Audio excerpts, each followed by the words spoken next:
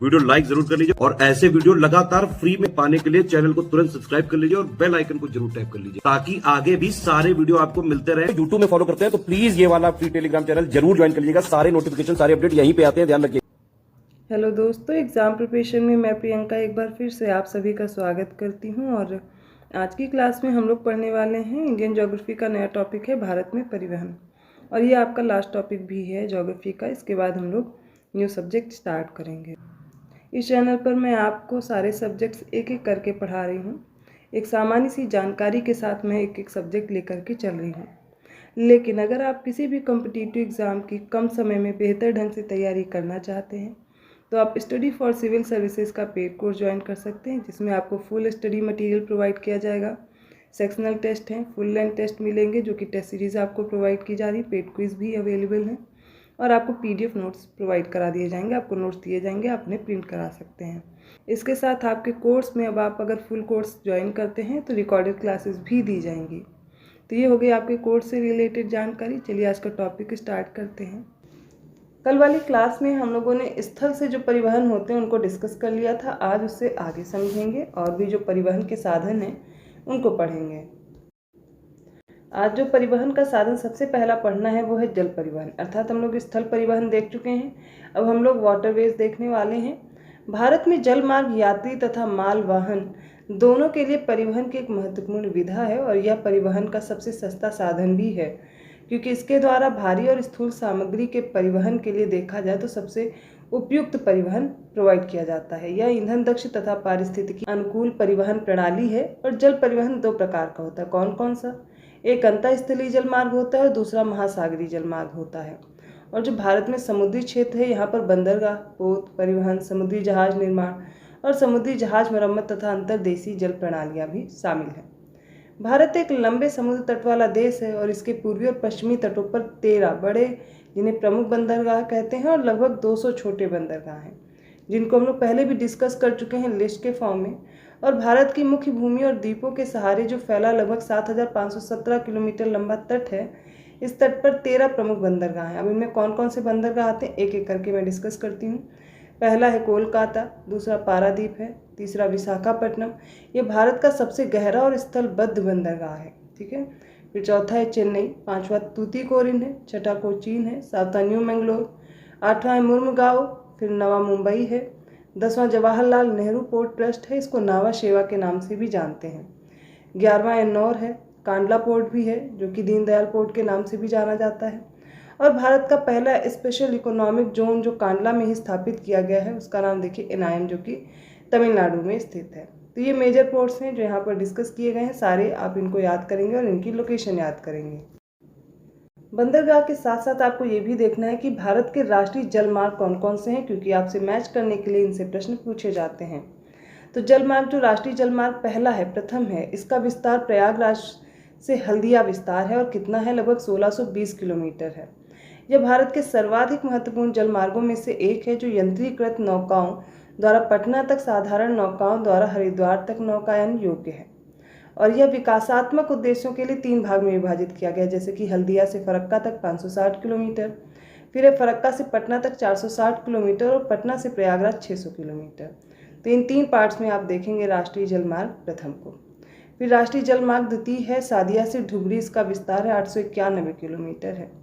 और ब्रह्मपुत्र नदी स्टीमर द्वारा डिब्रूगढ़ जो कि 1384 किलोमीटर है यहाँ तक नौकायन योग्य है, जिसका भारत और बांग्लादेश में साझेदारी में प्रयोग किया जाता है। फिर है राष्ट्रीय जलमार्ग तीसरा जो कि कोट्टापुरम कोलम, विस्तार है 168 किलोमीटर और इसके अंतर्गत पश्चिमी तट नहर आती है 168 किलोमीटर और इसके साथ चंपाकार आता है 14 किलोमीटर और उद्योग मंडल आता है 23 किलोमीटर। ये सारी नहरें इसमें आ जाती हैं। इसके साथ साथ आप देखेंगे राष्ट्रीय जलमार्ग चौथा जो कि काकीनाडा तथा पुदुचेरी नहर स्ट्रेच के साथ साथ गोदावरी और कृष्णा नदी का विशेष विस्तार देखने को मिलता है और इसकी आप अगर लंबाई देखेंगे तो 1078 किलोमीटर है। इसके बाद राष्ट्रीय जलमार्ग पांचवा जो मातई नदी, महानदी के डेल्टा, चैनल और ब्राह्मणी नदी और पूर्वी तटीय नहर के साथ ब्राह्मणी नदी का विशेष विस्तार मिलता है 588 किलोमीटर। तो सारे राष्ट्रीय जलमार्ग देख लिए हमने, प्रथम, द्वितीय, तृतीय, चौथा और पांचवा। पांचों राष्ट्रीय जलमार्ग याद रखने हैं, कहाँ से कहाँ तक फैले हैं, लंबाई याद करिए और इनको मैच करने के लिए आता है, इसलिए पूरी जानकारी आपको प्रिपेयर कर लेनी है। अब इस राष्ट्रीय जलमार्ग को तो हमने डिस्कस किया, साथ में बंदरगाह के बारे में भी इम्पोर्टेंट फैक्ट्स जानेंगे, जैसे कि जो कोलकाता बंदरगाह है ये एकमात्र नदी क्षेत्रीय प्रमुख बंदरगाह है। भारत के प्रथम प्रधानमंत्री पंडित जवाहरलाल नेहरू ने उड़ीसा में बंगाल की खाड़ी के पूर्वी तट पर जो महानदी है इसके संगम पर वर्ष 1962 में पारादीप बंदरगाह का शिलान्यास किया था। याद ये रखना है कि यहाँ से मुख्यतः जापान को लौह अयस्क का निर्यात किया जाता है। भारत में मई 1974 में न्यू मंगलोर बंदरगाह को 9वें बंदरगाह के रूप में घोषित किया गया था और औपचारिक रूप से वर्ष 1975 में इसका उद्घाटन किया गया। मंगलोर बंदरगाह है कहाँ, तो कर्नाटक में, याद रखना है। फिर जवाहरलाल नेहरू बंदरगाह है, नावा शेवा इसका नाम है और 1980 के मध्य निर्मित किया गया था। 1989 से प्रयोग में आने वाले बंदरगाह नेहरू बंदरगाह ने विश्व स्तरीय अंतर्राष्ट्रीय कंटेनरों के रखरखाव वाले बंदरगाहों के रूप में पहचान बनाई हुई है। अब इस बंदरगाह का जो निर्माण है ये मुंबई बंदरगाह के दबाव को कम करने के लिए किया गया था। मुंबई बंदरगाह पूर्ण रूप से एकीकृत बहुप्रयोजन बंदरगाह है जहां कंटेनर, शुष्क तरल और अन्य बड़ी मात्रा में थोक कार्गो की आवाजाही होती है। मुंबई पश्चिमी तट पर स्थित है, एक प्राकृतिक पोताश्रय है और देश का सबसे बड़ा पत्तन है, सबसे बड़ा पोर्ट है, ये याद रखना है। मुंबई बंदरगाह पर 3 नौका घाट हैं जिनके नाम आप देख लीजिए, प्रिंस है, विक्टोरिया है और इंदिरा घाट है। अब जानते हैं कांडला बंदरगाह के बारे में। यह कच्छ की खाड़ी के शीर्ष पर भुज अर्थात गुजरात से लगभग 48 किलोमीटर की दूरी पर गुजरात में है। अगला आ जाता है मुर्मुगांव पत्तन जो जुआरी नदी के मुहाने पर है और ये नदी कहाँ बहती, गोवा में।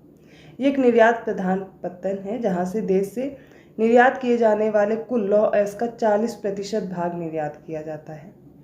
फिर विशाखापत्तनम बंदरगाह है, आंध्र प्रदेश में है और ये भारत का सबसे गहरा पत्तन है और नेचुरल पोर्ट है।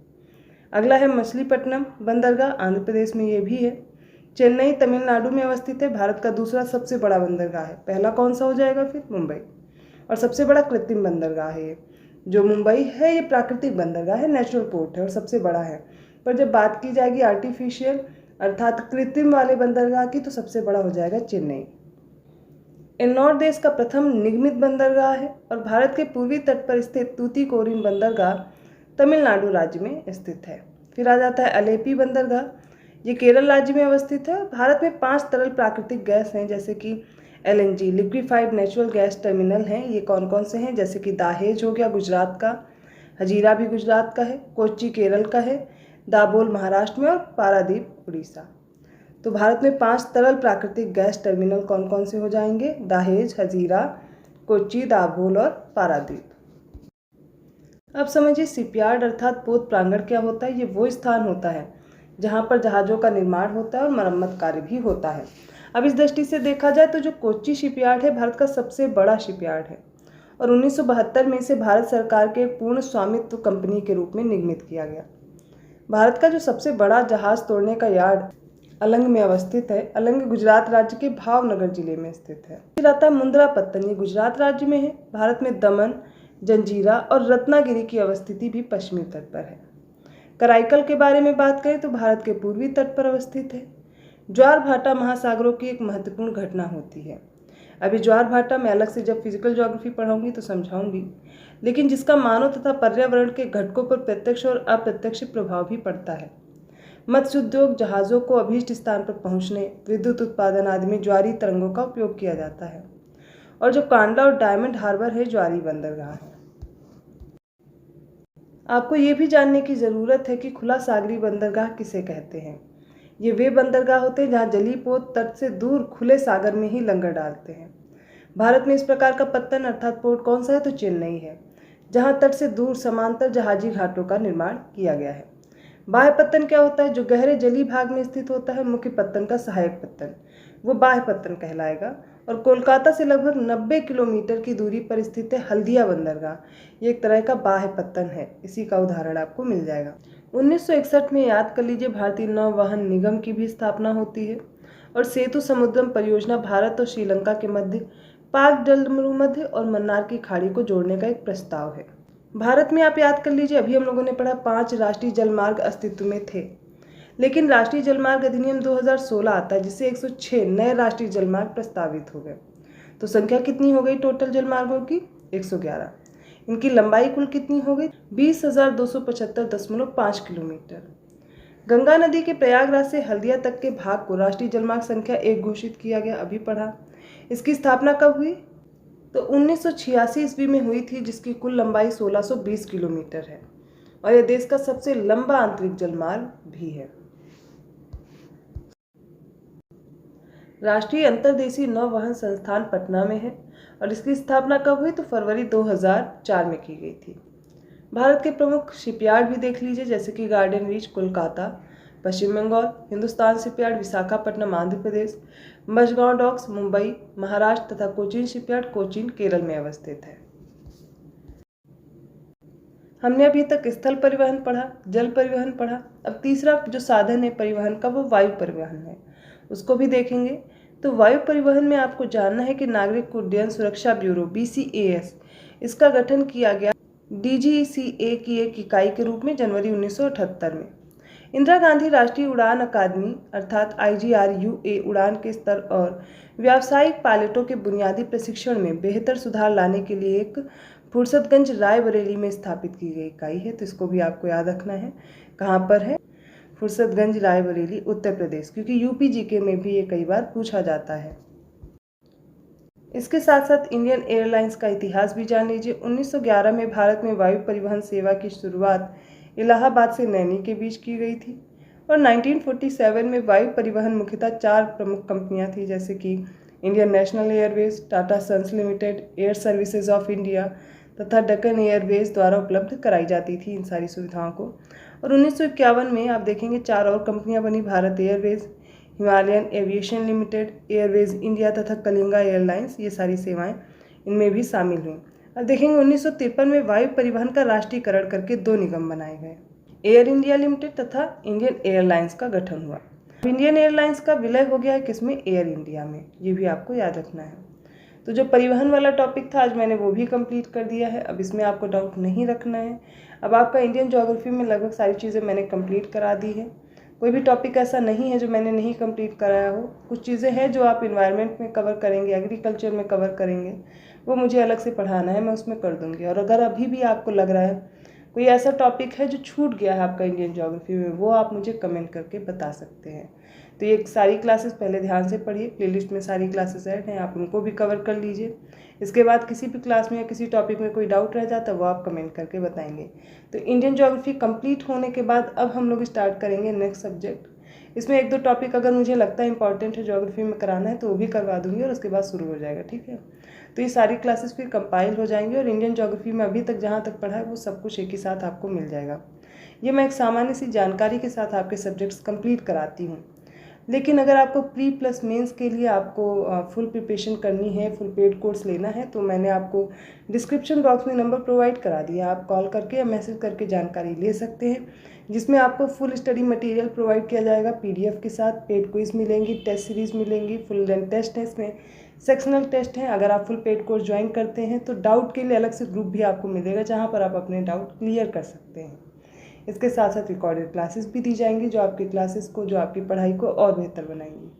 तो मिलती हूँ मैं ऐसे ही टॉपिक के साथ नेक्स्ट क्लास में। आपको वीडियो को लाइक करना है, चैनल को सब्सक्राइब करना है और लोगों को शेयर करते रहिए। मैं मिलती हूँ अगली क्लास में, तब तक के लिए धन्यवाद।